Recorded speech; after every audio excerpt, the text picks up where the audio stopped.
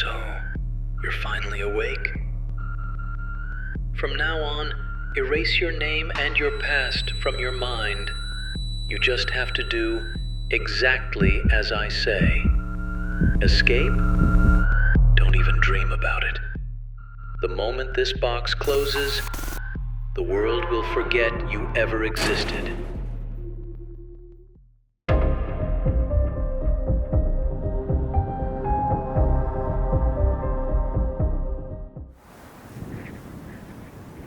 (1999년) 뉴멕시코 사막. 이곳엔 미친 듯이 비명을 질러도 단 1cm도 밖으로 나가지 못하는 상자가 있습니다. 납과 스펀지로 두껍게 채워진 벽 안에서 어떠한 끔찍한 일이 일어나도 밖에서는 바람 소리밖에 들리지 않습니다. 피해자가 마취에서 깨어나 몽롱한 의식 속에서 가장 먼저 마주하는 건 납치범의 협박도 살인마의 살기 어린 목소리도 아니었습니다. 그저 낡은 카세트 테이프 돌아가는 소리뿐이었습니다. 이 악마는 천박하게 소리 지르거나 협박하지 않았습니다. 범인은 직접 입을 여는 대신 기계의 입을 빌려 자신의 광기를 차분하게 읊조릴 뿐이었습니다. 테이프 속 목소리는 자신이 직접 깎아 만든 끔찍한 고문 도구들이 신체에 어떤 결과를 가져올 수 있는지 아주 담담하게 설명했습니다. 그는 이미 수많은 사륙을 끝낸 도사자처럼 차가웠습니다. 이어지는 내용은 더욱 참혹했습니다. 자유를 완전히 박탈하고 저항할 수 없는 상태로 만드는 과정. 그는 자신이 만든 기구들이 피해자에게 어떤 공포를 줄지 소름 끼치도록 세밀하게 묘사했습니다. 극심한 공포에 정신을 놓지 않도록 강제로 약물을 주입하고 자신의 존엄이 무너지는 순간을 똑똑히 지켜보게 하겠다는 압박. 그것은 인간을 생명이 아닌 오직 자신의 통제하에 놓인 하나의 도구로 만들겠다는 선언이었습니다. 그는 복종하면 무사할 수 있을 것이라는 거짓 희망으로 저항 의지를 꺾어 놓았습니다. 육체를 파괴하기 전 영혼부터 말살하는 완벽한 심리적 살인이었습니다. 범인에게 이 테이프는 고작 20분짜리 유흥이었지만 피해자들에게는 20년 같은 지옥이었습니다.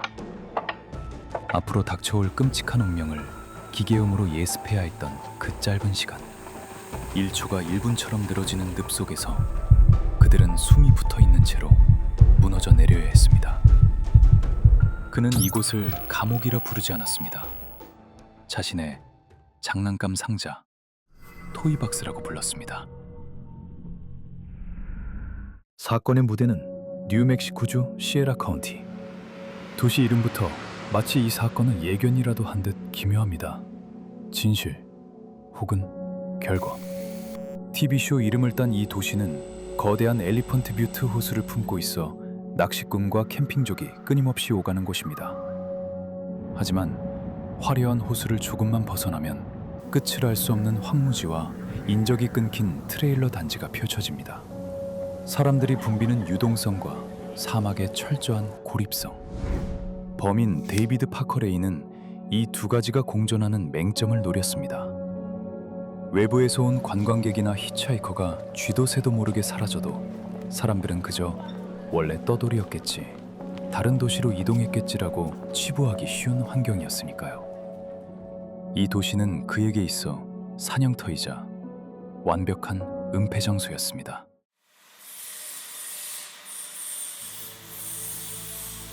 이웃들은 그를 맥가이버라고 불렀습니다. 고장난 기계라면 무엇이든 뚝딱 고쳐주는 친절한 60대 은퇴자. 그는 낚시를 즐기고 이웃과 담소를 나누는 평범한 할아버지였습니다. 마당에 산더미처럼 쌓인 고철과 잡동사니들은 그저 은퇴한 정비공의 소박하고 괴짜 같은 취미생활처럼 보였습니다. 하지만 그 잡동사니들 사이에 덩그러니 놓인 1950년대식 흰색 화물 트레일러. 겉보기엔 금방이라도 부서질 듯한 녹슨 고철덩어리였지만 그 내부는 완전히 달았습니다. 그는 자신의 은퇴 자금과 평생 모은 돈 10만 달러, 현재 가치로 수억 원을 쏟아부어 이 트레일러를 개조했습니다. 단순한 트레일러가 아니었습니다. 세상과의 완벽한 차단을 위해 설계된 오직 자신의 뒤틀린 욕망을 위한 공간이었습니다.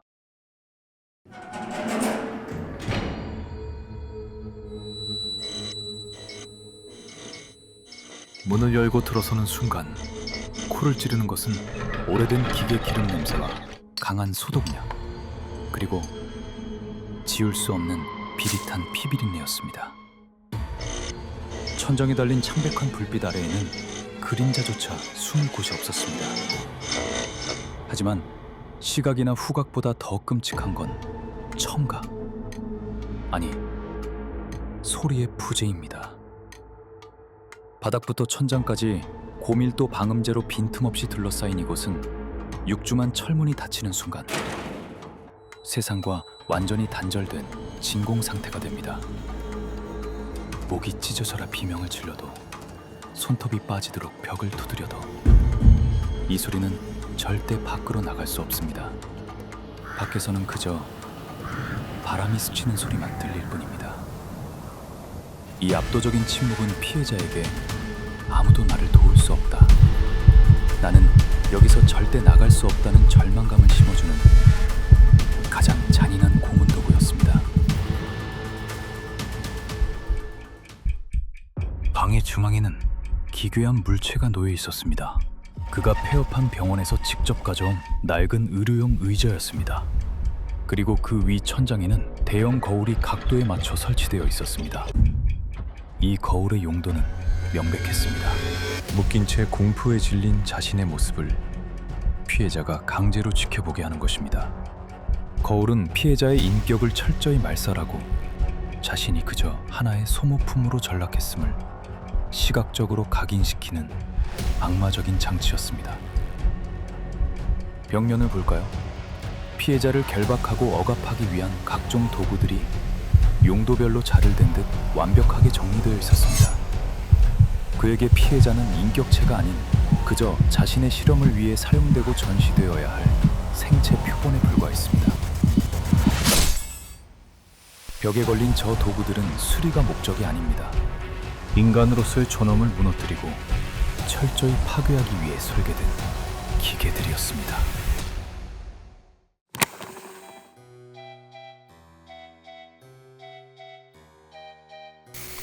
이 사건이 더욱 충격적인 이유는 이 지옥을 60대 노인 혼자 운영한 게 아니라는 사실입니다.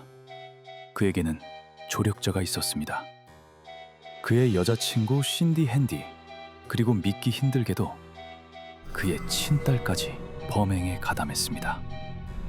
이들에게 납치와 고문은 일종의 뒤틀린 가족 사업이자 주말 취미 생활이었습니다. 딸과 여자친구는 피해자를 안심시켜 트레일러로 유인하는 미끼 역할을 자처했고 심지어 고문받는 피해자 옆에서 조언까지 건넸습니다.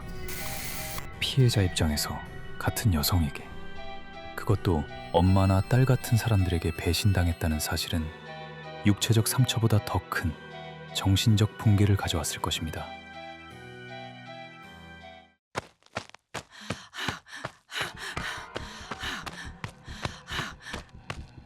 영원히 끝나지 않을 것 같았던 악몽은 1999년 3월 22일 생각지도 못한 변수로 인해 그 끔찍한 실체가 세상 밖으로 드러납니다. 마지막 피해자 신시아 비질이 갇힌 지 3일째 되던 날이었습니다. 레이가 떠나고 공범인 신디가 방심한 찰나 그녀의 손끝에 날카로운 아이스픽이 걸렸습니다. 생각할 겨를조차 없었습니다. 오직 살아야겠다는 짐승 같은 본능 하나로 신디를, 그녀는 뒤도 돌아보지 않고 죽을 힘을 다해 문을 박차고 나갔습니다. 당시 바깥 기온은 섭씨 13도, 봄이라기엔 뼈를 깎는 듯한 추위였고 시속 33km의 강한 모래바람이 불고 있었습니다. 그녀는 제대로 된 복장도 갖추지 못한 채 자갈밭을 맨발로 달렸습니다. 날카로운 자갈들이 발밑을 사정없이 지디겼지만 아무런 통증도 느껴지지 않았습니다. 멈추면 죽는다, 잡히면 다시 그 상자로 돌아간다. 그 공포가 육체의 모든 감각을 집어삼켰습니다. 그녀는 뒤를 돌아볼 시간조차 없었습니다. 발바닥이 상처투성이가 된지 모른 채 짐승처럼 뛰었습니다.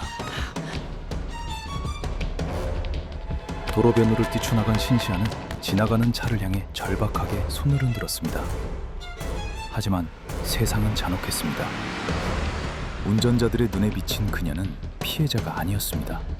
최소한의 옷가지조차 걸치지 못한 채 심각한 부상을 입고 도로로 뛰어든 그녀의 모습이 운전자들에겐 공포스럽게 보였을 뿐 차들은 경적을 울리며 그녀를 피해 지나갔습니다. 피해자가 도리어 괴물 취급을 받으며 외면당하는 절망적인 상황. 그녀는 도로 위에서 또 한 번 고립되었습니다. 하지만 그녀는 포기하지 않고 인근 주택으로 뛰어들어 문을 두드렸습니다.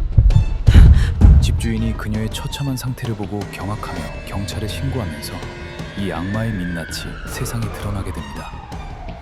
하지만 이것은 해피엔딩이 아니었습니다. 더 거대하고 끔찍한 미스터리의 시작이었습니다. 신시아의 진술을 토대로 FBI가 트레일러를 압수수색했을 때 베테랑 수사관들조차 할 말을 잃었습니다. 그곳에 있는 건 고문 도구뿐만이 아니었습니다. 트레일러 구석구석에서 수백 점, 아니 수천 점에 달하는 여성용품이 쏟아져 나왔기 때문입니다. 보석, 시계, 속옷, 신발. 범인은 그들의 물건을 마치 사냥의 전리품처럼 보관하고 있었습니다. 낡은 은반지, 저렴한 패션시계, 한 짝만 남은 귀걸이. 이 사소한 물건들은 모두 누군가의 딸, 누군가의 아내, 누군가의 어머니가 지니고 있던 소중한 삶의 조각들이었습니다. FBI는 이 압수품 사진들을 웹사이트에 공개하며 주인을 찾으려 했습니다. 하지만 대부분은 여전히 신원 미상으로 남아 있습니다. 주인이 나타나지 않는다는 건 무엇을 의미할까요? 이 물건의 주인들은 모두 어디로 사신 걸까요? 수사 과정에서 범인이 직접 쓴 일기장과 비디오들이 발견되었습니다. 거기엔 그가 납치하고 괴롭힌 여성들의 기록이 날짜별로 아주 상세하게 적혀 있었습니다. 증거가 쏟아지자 공범 신디 핸디는 형량을 줄이기 위해 입을 열었습니다. 그녀의 자백은 구체적이었습니다. 일기장의 기록과 공범의 자백을 토대로 추정한 피해자 수는 최소 40명에서 최대 60명. 미국 범죄 역사상 최악의 연쇄살인마들과 견주어도 손꼽히는 엄청난 숫자였습니다. 하지만 수사가 진행될수록 이상한 점이 발견됩니다. 그토록 상세한 기록과 자백이 있는데도 결정적인 증거가 나오지 않는다는 것이었습니다. 바로 시체들.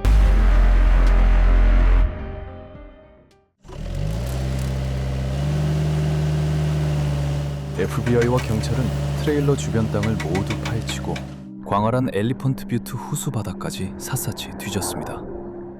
시체 탐지견, 지중 탐사 레이더, 전문 다이버까지 동원된 대규모 수색 작전이었습니다. 투입된 비용만 10만 달러가 넘었습니다. 하지만 탁한 호수물 아래 잠긴 진실은 결코 수면 위로 떠오르지 않았습니다. 정말 믿을 수 없게도 단 한 구의 시신도 작은 뼈 조각 하나도 발견되지 않았습니다. 60명의 사람들이 이 세상에서 완전히 삭제되었습니다. 그는 정말 시신을 완벽하게 처리한 천재적인 살인마였을까요? 아니면 우리가 처음부터 엉뚱한 곳을 찾고 있었던 걸까요? 여기서 더욱 소름 돋는 이야기가 있습니다. 범인은 피해자들에게 강력한 향정신성 약물을 주사해 기억을 지우는 것에 집착했습니다. 그는 피해자를 죽이는 대신 기억을 지워 사회로 돌려보내고 그들이 아무것도 모른 채 살아가는 모습을 상상하며 희열을 느꼈을지도 모릅니다. 만약 그렇다면 지금 이 순간에도 자신이 장난감 상자에 갇혔었다는 사실조차 모른 채 원인 모를 공포와 트라우마에 시달리며 살아가고 있는 생존자가 있을지도 모릅니다. 그들이 겪는 원인 모를 공황장애, 폐쇄공포증, 어쩌면 그건 병이 아닐지도 모릅니다. 지워진 기억 속에 아직 그 트레일러가 남아있기 때문일지도 모릅니다. 자신이 운이 좋아 살아남았다는 사실조차 모르는 사람들. 데이비드 바커레이, 그는 224년형을 선고받았습니다. 하지만 그는 법정에서도 감옥에서도 끝내 입을 열지 않았습니다. 그리고 2002년 수감된 지 얼마 되지 않아 심장마비로 사망합니다. 그가 죽으면서 60여 명의 행방이 담긴 실마리는 영원히 사라졌습니다. 2011년 호수 수위가 낮아졌을 때 신원미상의 뼈가 발견되어 희망을 걸었지만 끝내 실종자들의 DNA와는 일치하지 않았습니다.